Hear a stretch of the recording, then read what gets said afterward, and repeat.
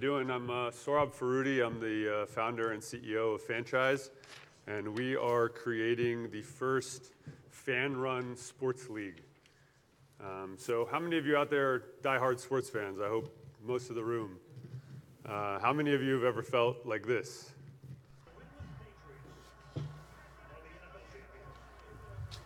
You don't throw a pass when you have Marshawn Lynch. You do not throw a pass at the goal line when you have Marshawn Lynch. So as fans today, sports fans and passionate sports fans, we really feel like we have a lot to say and there aren't a lot of people listening. I wanted to change that. So I really started getting serious about creating a league where fans could actually have an impact on the game. Kind of like a blend of fantasy and Madden for the real world. So started taking a look at if anybody has done anything previously. In 1951, the great Bill Veeck Jr. let fans call plays with a yes-no card in baseball. In 1980, something called the Cube came out. It was supposed to revolutionize television and create an at-home experience. They did one game in a semi-pro game where fans called all of the plays in the game. Both of those were a little ahead of their time, and as we all know, timing is everything. So about 2 years ago in 2015, I started getting very serious about this idea, started talking to a lot of people, and funnily enough, some really successful people that have done this at the highest level in the NFL were interested. You know, players like Amon Green and Al Wilson, Andy Dolich, the former COO of the San Francisco 49ers, Manish Jha, the former head of mobile at NFL, all started to think that the timing was right to get fans involved in the game. So talked to a lot of teams out there, and nobody wanted to give up their team to let fans run it. I don't know why. So I decided to do it myself. So we went out and we bought a team in the Indoor Football League. It's a 10-team league that's been around for 10 years. A couple of AFL teams that you guys might recognize, the Iowa Barnstormers probably being the biggest one. Kurt Warner's old team is now moved into this league. This ownership group around the table said, you know what, we're going to let you guys give it a shot. So we did something, you know, a little crazy. We let fans pick the city. We got approved for 5 markets. Fans chose Salt Lake City. And it wasn't just the city. We let fans choose the name. They picked the Screaming Eagles. We let fans design the logo, and I think they came up with a pretty killer design here. And we actually let fans choose everything. So cheerleaders, uniform, mascot, fans hired our coach. Fans picked all the players that are on the team. So this is a truly crowdsourced team in a professional league. And then a couple weeks ago, February 16th, we took the field and we let fans call all of the offensive plays in the game through our app. And this was kind of like Tecmo Bowl. So fans had choices, a couple choices to choose. These are all the coaches' plays. And what happened? We lost. 78-47.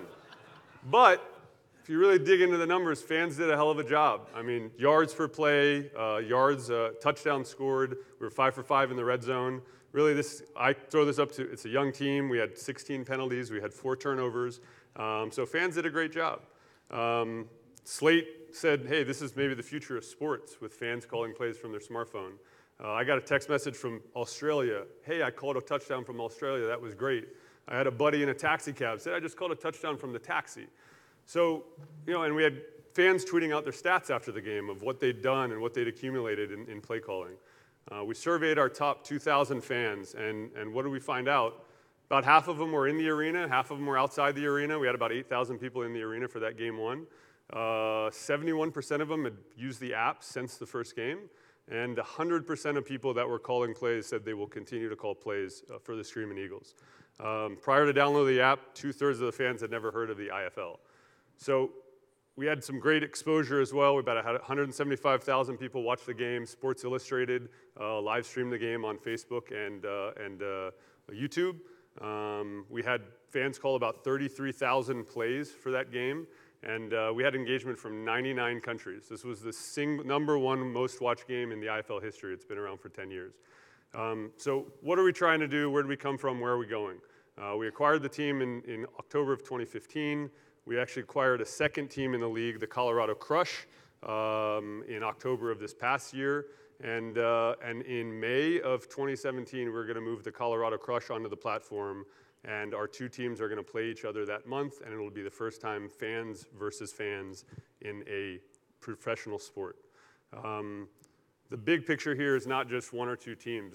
The idea is to really create the first interactive league. And so the goal is to create the Interactive Football League in 2018. And we're going to change the format a little bit. The goal is to really make this about digital. The at-home viewing experience, the mobile viewing experience is really what we're focused on.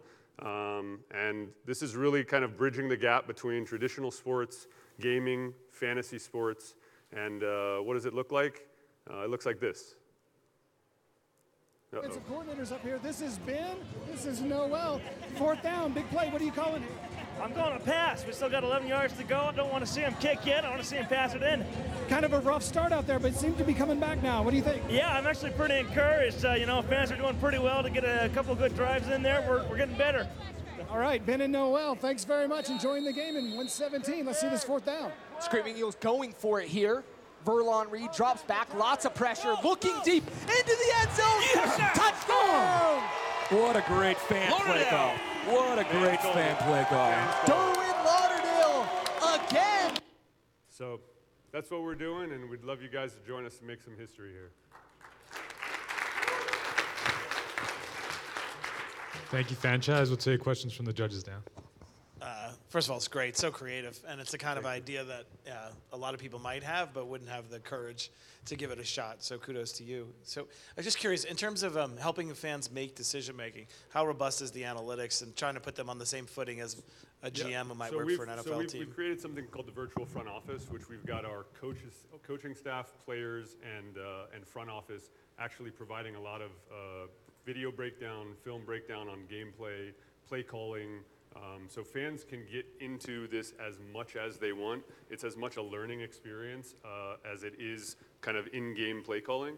And the idea is to really create this 365 environment, really kind of a digital environment for fans to get involved with the team, around the clock. I mean, these, semi-pro and minor league teams, we play a 16-game schedule. You have 8 chances to make money. You have 8 home games. That's the only time you're ever making money. We're trying to change that and really create this digital experience for fans. And that immersive, to answer your question, that immersive part of learning the game and play calling is a big part of it. Can you just give us some of the revenue stats? What was the ATP at the game? All those kinds of things. Yeah, we had about 8,000 people at the game. We had about $25,000 in ticket sales. The attendance was great. I mean, fans came away. It was just a real great experience. We had about 5,000 people calling plays. So about a quarter of the people at the game actually were calling plays during the game. Another 2,500 were outside of the arena. We got a lot of people looking at this saying, that's a very crazy idea.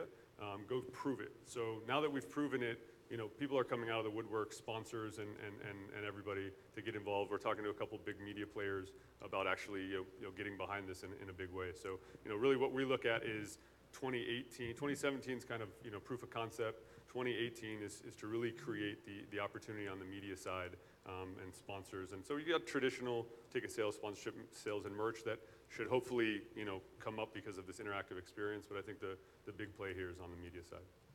So a question about the business model. So is this to create the Interactive Football League? Is that at the team level? Help me understand. So the goal is to create the Interactive Football League with everybody on our platform and having fans versus fans in game.